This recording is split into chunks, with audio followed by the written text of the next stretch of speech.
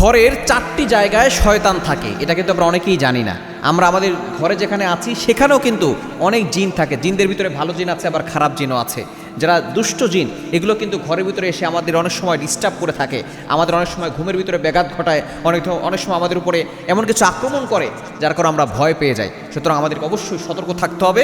আপনি ঘরটাকে বন্ধ করে রাখতে পারেন, আপনি ঘরের ভিতরে সূরা বাকারা তেলাওয়াত আপনি রেকর্ডিং চালু করে রাখতে পারেন ইনশাআল্লাহ, তাহলে কোনো জিন শয়তান বলেন, মানুষ শয়তান বলেন, কেউ আপনাকে ক্ষতি করতে পারবে না। এই 4টা জায়গা অবশ্যই আপনি সতর্ক থাকবেন। নাম্বার 1, 1 নাম্বার হচ্ছে বর্তমানে ঘরে ঘরে অ্যাটাচড টয়লেট হয়েছে, অ্যাটাচড বাথরুম হয়েছে, যেখানে আমরা দেখা যাচ্ছে একেবারে বেডরুমের সাথে বাথরুম। আর আমরা এটাকে সুবিধা মনে করি। আগে ছিল বাথরুম অনেক দূরে, আর এখন একেবারে ঘরের সাথে বাথরুম হয়ে গেছে। আগে মানুষ ঘর থেকে বের হয়ে তারপরে পায়খানা যেত, আর এখন বাইরের থেকে ঘরে ঢুকে তারপরে পায়খানা করে।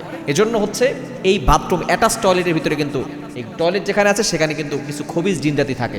এজন্য বিশেষ আমাদেরকে দোয়া শিখিয়ে দিয়েছেন, এই দোয়া না পড়ে কখনো টয়লেটে ঢুকবেন না। আল্লাহুম্মা ইন্নী আউযু বিকা মিনাল খুবসি ওয়াল খাবাইস। আল্লাহ, খবিস এবং খবাইস যে জিনজাতিগুলো আছে এগুলো থেকে আমাদেরকে হেফাজত করো। এটা পরে ঢুকলে শয়তান ও মানুষের মাঝে আল্লাহ তাআলা একটা পর্দা ঢেলে দেন। 1 নাম্বার হচ্ছে টয়লেটে যেখানে আপনি যাবেন সেখানে অবশ্যই দোয়া পড়ে যাবেন, এখানে বদজিন থাকে।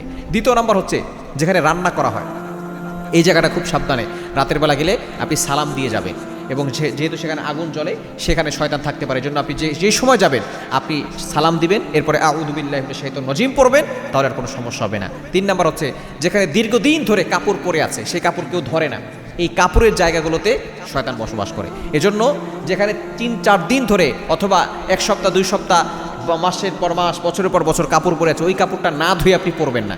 অবশ্যই কাপড়টা ঝাড়া দিবেন, আউযু বিল্লাহি মিনাশ শাইতানির রাজিম পরে ফু দিবেন, এরপরে কাপড়টা ধুয়ে তারপরে আপনি পরবেন। এছাড়া ওই কাপড়ের ভিতরে শয়তান থাকতে পারে।